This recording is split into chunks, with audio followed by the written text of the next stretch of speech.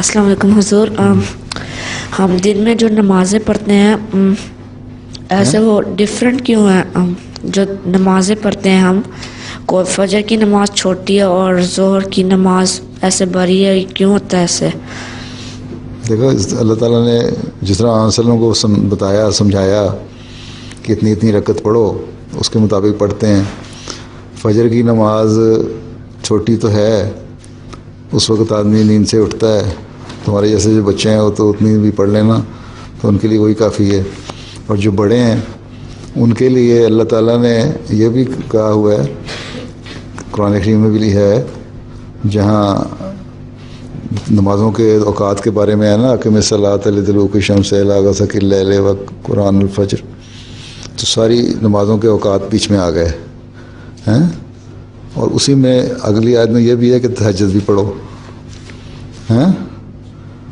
تو اللہ تعالیٰ نے کیونکہ پہلے اٹھا کے انسان کو میرے نزدیک تہجد کی طرف بھی توجہ دلائی ہے، مسلمان کو، پکے مسلمان کو.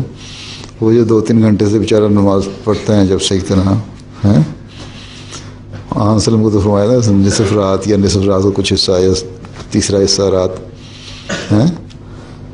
تو لیکن عام آدمی کو بھی ہے، مسلمان کے لیے بھی ہے کہ تہجد پڑھیں. تو وہ اتنا وقت وہ تہجد میں لگا رہا ہوتا ہے، اس فجر کی نماز کے لیے 2 رکعتیں جب پڑھ لیتا ہے تو وہ اگر ویسے کاؤنٹ کرو تو وہ تو باقی نمازوں سے زیادہ ہو جاتی ہے.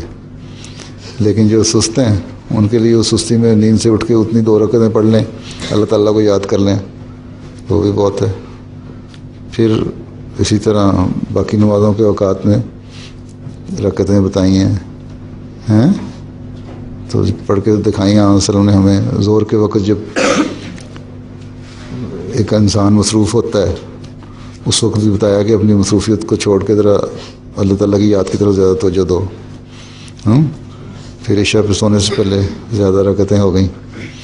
لیکن ساروں کی ان کو پھر 3 سے جوڑ دیا، مغرب کی 3 رکعت کر کے نا. اللہ تعالیٰ کو طاق پسند ہے نا، تو طاق رکعتیں بنا دیں، یعنی کہ آڈ نمبر بنا دیا.